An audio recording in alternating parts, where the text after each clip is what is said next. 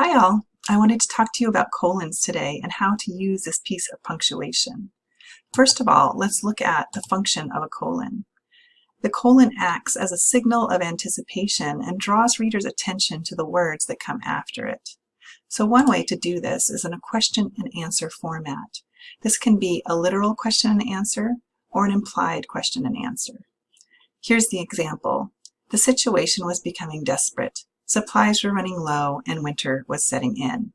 So we have an implied question of what was desperate about the situation and an answer that the supplies and winter were causing a problem.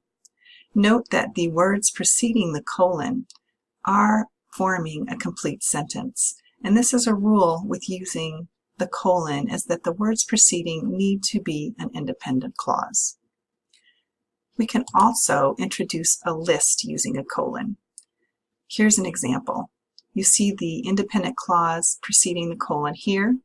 Under the sink, you'll find my cleaning supplies. That sentence stands alone. The list comes after Comet, furniture polish, and Goo Gone.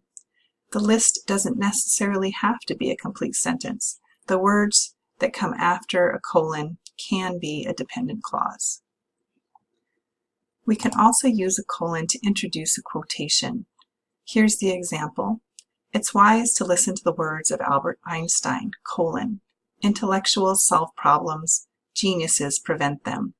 So in this case, we have a complete sentence after the colon. That's also okay. And we want to capitalize the first letter of a complete sentence, so that's correct for that to be capitalized. We can also name an appositive using a colon. An appositive is a noun or a noun phrase that renames another noun.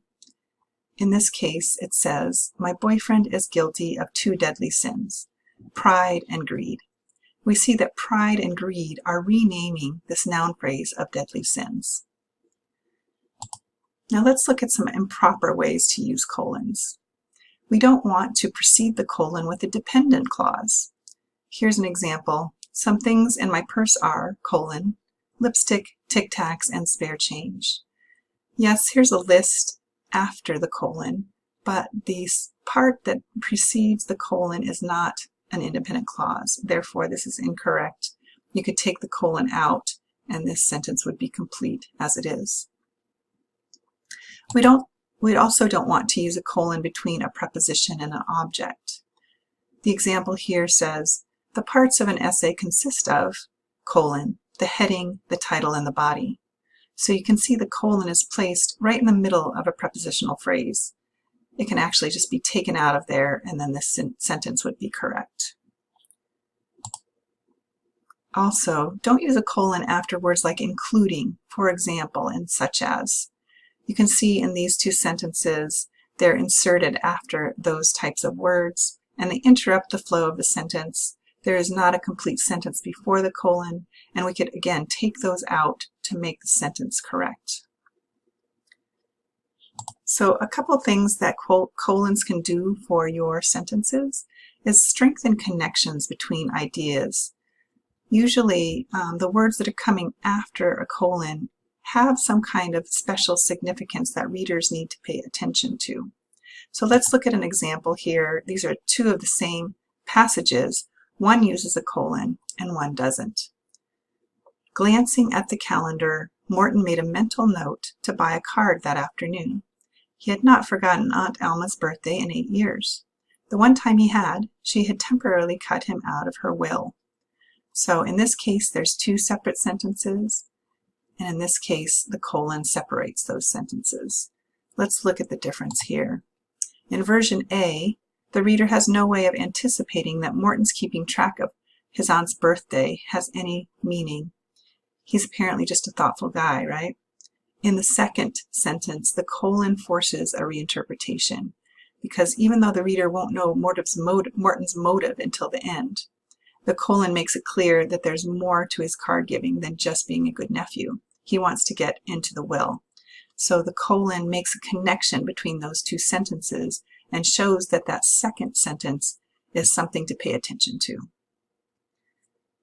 Colons can also add emphasis to the elements that come after it.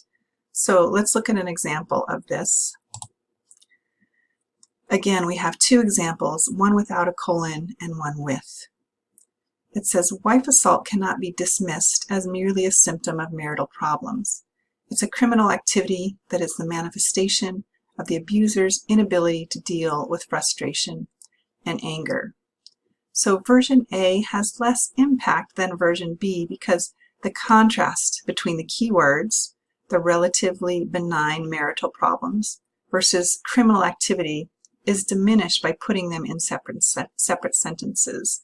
So here that connection shows the contrast and makes that a little bit more powerful when they're placed together.